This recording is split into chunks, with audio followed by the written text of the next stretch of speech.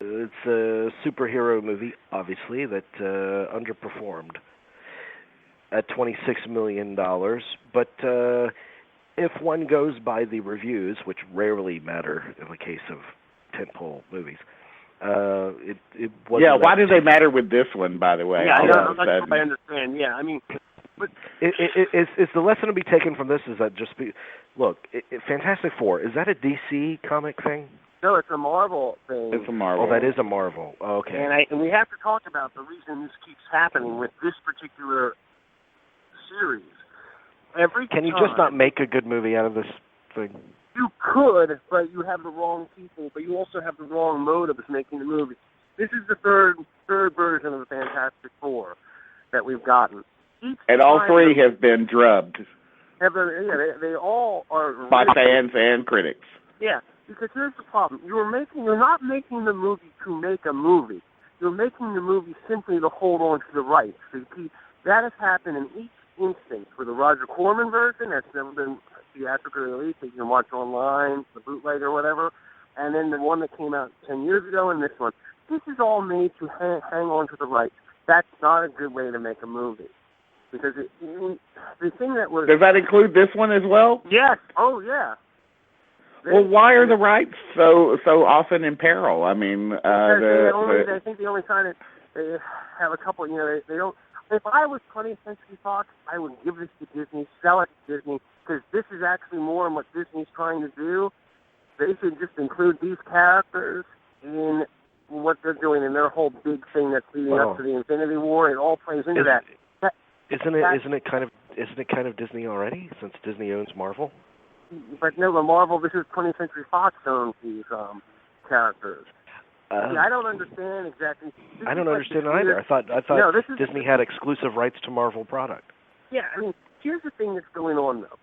It's the origin story curse. They feel like they have to go back and tell the story over and over again. It's not. Well, that's true. They have done this. They have started at the origin on all three movies, from what I understand. Let's be very honest. And they don't spend a lot of money on these movies in comparison to other these that they're working on. These Fantastic Four has gotten the raw end of the money in this situation. They're like the B-team candidate that can only get like maybe $5 million or whatever. No one wants to. And the next one that they make is probably not going to fare any better because. Well, here's what I would do, because this is one of the better comic properties out there. But until this also, I want to say something too. Josh Trank, this director. He's got to be the most vilified director in Hollywood these days. Well, he says that the director's cut is far superior. Let's talk about that for a second. Obviously, the story that you wanted to tell is there. It's not like there's a whole different movie that everything you said is on the cutting room floor. But the story you're telling is dull. It's boring. It's soporific. It's banal. You guys are taking a very interesting story, but you're not telling the story that people want to see. There's a rich history with this title, and no one wants to get to the good stuff. They're like, we have to start at the beginning. Can I give advice for anyone who start in the middle? How about that? Star Wars started in the middle. That's what they started in the middle.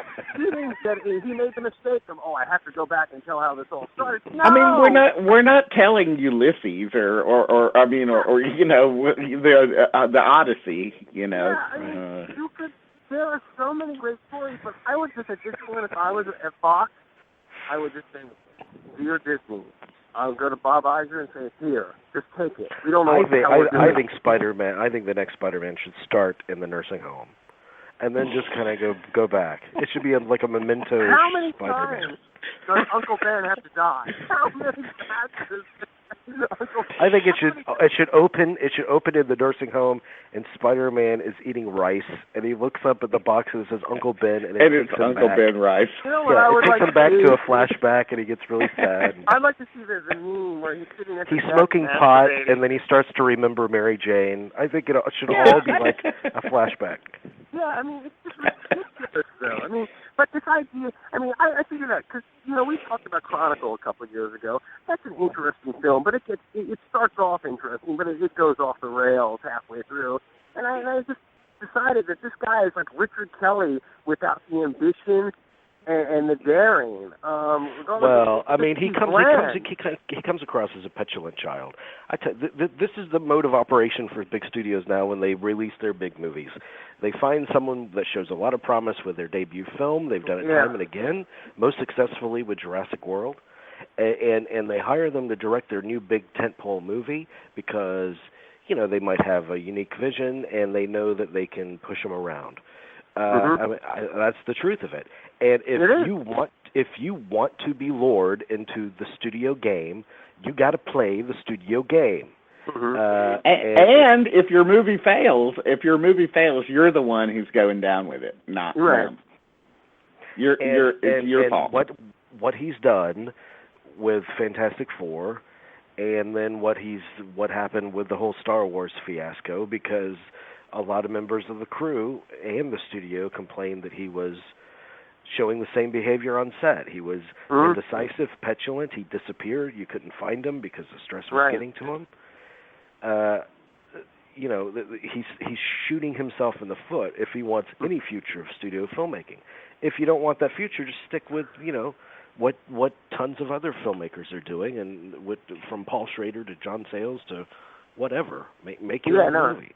Yeah, no, he should. I think it's really like a cautionary tale for all filmmakers. This thing, I think that this can happen to you if you take this kind of assignment. If you forsake that kind of filmmaking that really most of them have only done one or two examples of, and decide to go for the big money immediately. I mean, behind door number 3, there might be, the big zonk, the big elephant that you've got to take home instead of the new car. And plus, I mean, and not to be, some people just can't handle the scale. That's it. But other people like this Colin Trevorrow from Jurassic World.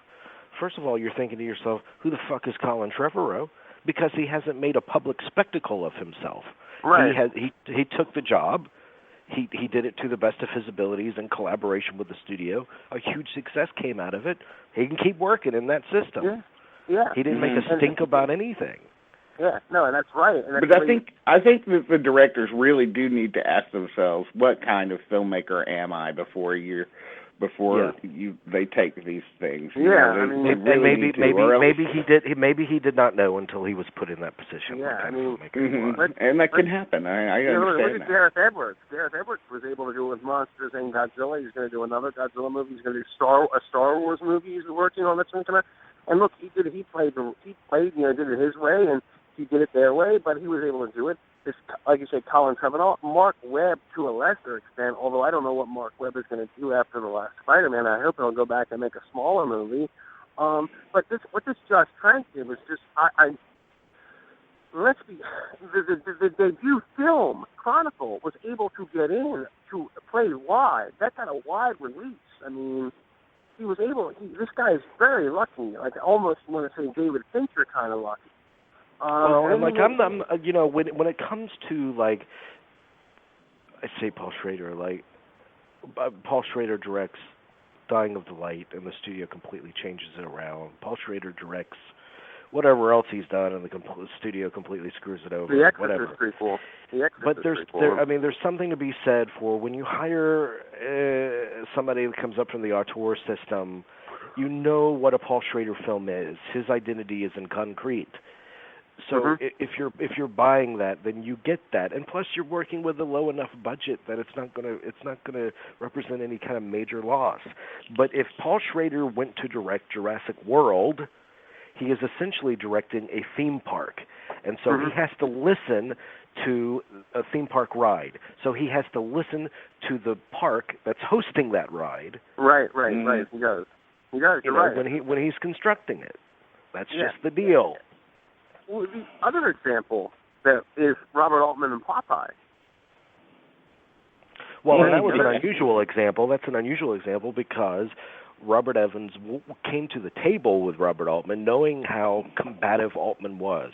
So Evans, his whole modus operandi was, whatever Altman wants, I'm going to do my best to get it for him. I'm going to make sure he's a happy camper on this set. And he did. That was a harmonious collaboration between them.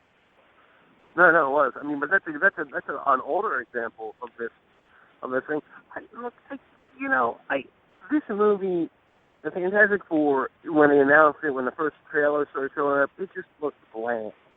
It just looked like, oh my God, they're basically just doing what they did 10 years ago. But at least 10 years ago, they tried. It was at least funny.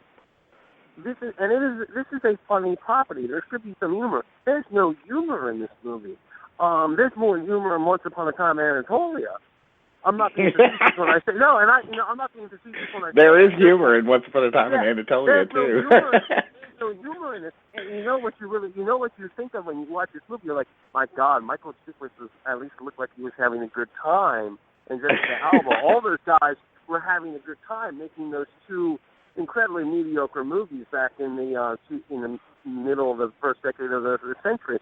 Here, it just looks like everyone's like, hey, we just, we're all, these indie guys and everything. We've all had these great indie movies, and now we're in a big budget movie. Everyone looks miserable. Kate Mara, Miles. And then Miles Teller didn't do himself any favors when he did whatever that GQ profile was. Where the writer himself. That was pretty wild.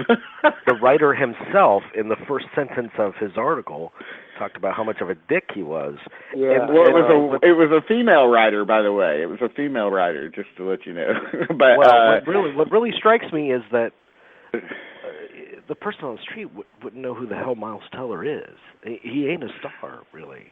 Right. No, he's not, and this is not going to help anything. Well, it was that article was weird because it had a sort of grudging respect for him sticking to his quote unquote dickishness, but he didn't sound like a very pleasant person, and it also sounds like he has a little bit of a drinking problem because spectacular now may not be so far from the truth. Yeah, and also, I mean, I know that when he was supposed to come to the New York Film Festival to cover Whiplash last year, he was supposed to appear on stage with Damien Chazelle and J.K. Simmons, and he didn't make it. He's one of the few people I've ever seen that actually declined to make it, and it makes me think, well, I wonder what he was doing last night. So, but I mean, look, I understand partying and stuff like that. I would definitely do my share of partying if I was someone in his position, but at the same time, it does seem like something's going on there. No, there's something going on there. But the movie, I think the problem is that we're seeing is everyone is very jealous of what Disney and Marvel have done. So we saw this last fall with the Dracula Untold. They were going to do this whole monsters thing, universe or whatever, and that fell apart.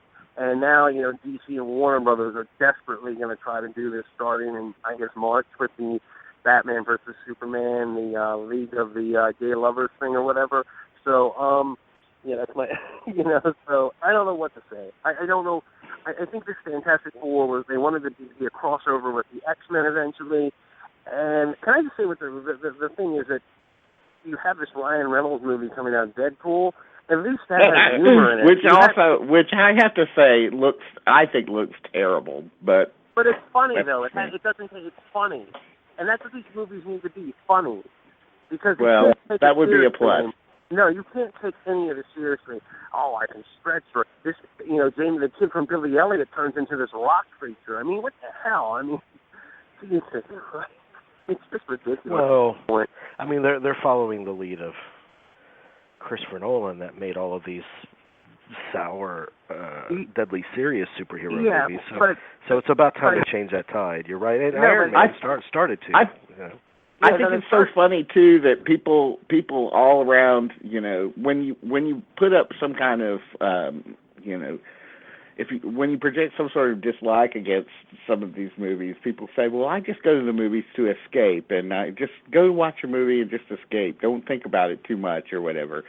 But then at the same time, the movies have become so slaven to this sort of idea of serious reality that, like, where's the escapism, really? Yeah, no, there is no. So it's like, what is it? Which one is it that you guys are really looking for? That's a cop-out answer. I go to the movies to escape. Bullshit. You want to escape, just go watch porn online. That's the greatest escapism there is. No, you go. Or, you can go and find some mushrooms or some acid or something. You can really escape that way. Dean, are you holding? Are you holding, Dean? Okay, if only. But no, I want to say, the thing is that the Nolan actually set out to make it's funny. Nolan did a great job with that, and I think he's cleansed his hands. He wants to move on to other things. But Nolan is regardless of what you think of the movies, he's an incredibly talented filmmaker. I can't say that about a lot of these other guys trying to do. I can't say that about Zack Snyder. No, I'm not going to say that about Zack Snyder. He's not a talented. He's a hack. He's a talented hack, but he's not. But all the DC movies are going to copy what Nolan did, and they've so far done very bad. They're going to go on this Frank Miller, fascist route, and it just doesn't work. I'm sorry. Nolan was able It's Frank Miller that's really the villain here and all. Oh, it is? Really. Oh, it is. It's really him. If you really think about it, someone brought, I think Devin Faraci at Birth Movies Death brought this up a couple months ago, we're basically stuck in the Frank Miller, Dark Knight Returns, Daredevil, Born Again tone.